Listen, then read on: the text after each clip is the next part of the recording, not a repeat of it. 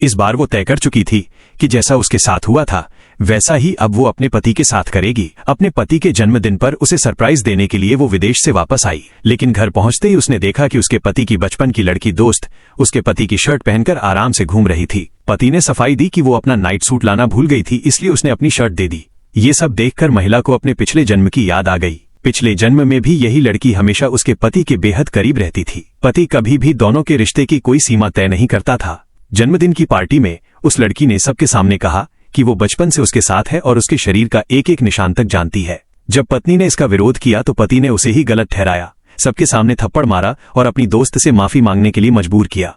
झगड़े के दौरान लड़की ने उसे सीढ़ियों से धक्का दे दिया और उसकी मौत हो गई, लेकिन किस्मत ने उसे दूसरा मौका दिया। वो दोबारा उसी दिन लौट आई। तभी उसे एक सिस्टम का संदेश मिला कि अगले 30 दिनों में उसे 100 हार्ट ब्रेक पॉइंट्स इकट्ठे करने होंगे, वरना उसका पुनर्जन्म असफल हो जाएगा।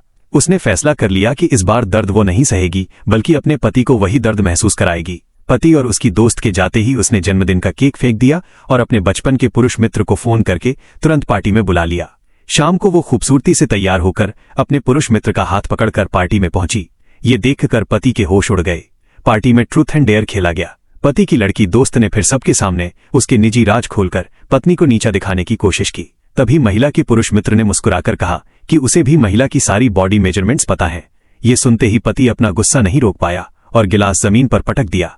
महिला ने बिल्कुल वही जवाब दिया जो उसका पति हमेशा उसे देता था।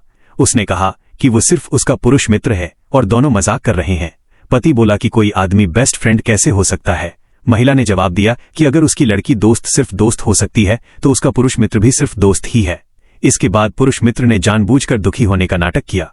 महिला ने तुरंत पति से कहा कि वो उसके दोस्त से माफी मांगे। पति गुस्से से आग बबूला हो गया। महिला अपने पुरुष मित्र का हाथ पकड़कर वहां से चली गई। पीछे से टूटते गिलासों की आवाजें आती रहीं। रात को पति घर पर उसका इंतजार करता रहा। उसे लगा कि पत्नी माफी मांगेगी, लेकिन महिला ऐसे व्यवहार करती रही जैसे कुछ हुआ ही नहीं। फिर उसने पति को जन्मदिन का तोहफा दिया। डिब्बा खोलते ही पति हैरान रह गया। उसमें सिर्फ मुफ्त में मिले कफलिंक थे। असली महंगा तोहफा तो महिला अपने पुरुष मित्र को दे चुकी थी। पति ने सोशल मीडिया पर देखा कि उसके पुरुष मित्र ने वही महंगा गिफ्ट पहनकर फोटो डाली है और महिला का धन्यवाद किया है। ये देखकर पति का दिल टूट गया।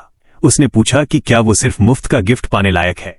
महिला ने कोई जवाब नहीं दिया, क्योंकि यही सब कुछ उसके साथ पिछले जन्म में भी हुआ था। एक हफ्ते बाद महिला कपड़ों की दुकान पहुंची। वहां उसका पति अपनी लड़की दोस्त के साथ था। लड़की वही ड्रेस पहनकर खड़ी थी जो महिला ने अपने लिए चुनी थी। पति ने बिना शर्म के कहा कि ये ड्रेस उसकी दोस्त को दे दी जाए और महिला दूसरी ड्रेस ले ले।